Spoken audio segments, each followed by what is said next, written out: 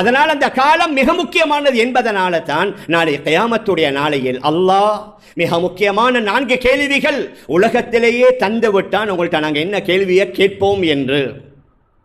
உலகத்தில் பரீட்சை எழுதுகிறவர்களுக்கு அப்படி கொடுத்தா சரியான ஈஸியாக மாறிவிடும்.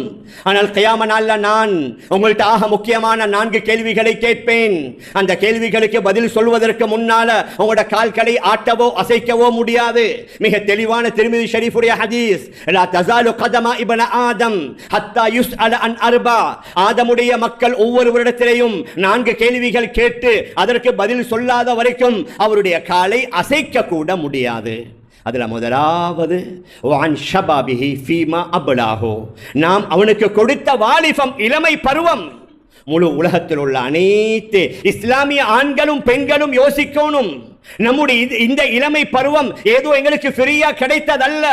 நாளை மறுமையுடைய நாளையில் அல்லாஹ் முதலாவது கேட்பான், வான் ஷபாபிஹி ஃபீமா அப்லாஹு, நான் உனக்கு தந்த இளமை பருவத்தை நீங்க என்ன செய்தீங்க, அதுல என்னென்ன வேலைகளில் ஈடுபட்டீங்க, என்ன நல்ல வேலைகளை செய்தீங்க, எந்த கெட்ட வேலைகளை செய்தீங்க, இவைகள் ஒவ்வொன்றை பற்றியும் மறுமை நாளில் அல்லாஹ் கேட்பான்.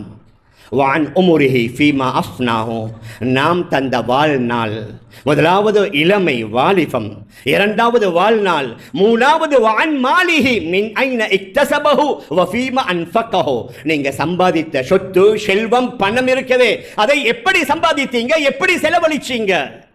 சம்பாதிப்பதற்கு மட்டும் இஸ்லாத்தில் வரையறை அல்ல, செலவழிப்பதற்கும் ஒரு கட்டுப்பாடு, செலவழிப்பதற்கும் ஒரு வரையறை.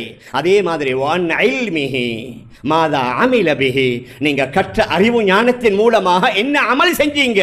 வெறும் இஸ்லாத்தில் நாலேஜ் மட்டுமல்ல நோக்கம், படிக்கிறது மட்டுமல்ல நோக்கம், அந்த படித்ததை கொண்டு நீங்க என்ன செயல்படுத்தினீங்க, அந்த படித்ததை கொண்டு எந்த அமல்களை செய்தீங்க, உங்களுக்கு கீழால் உள்ளவர்களுக்கு எவைகளை சொல்லிக் கொடுத்தீங்க.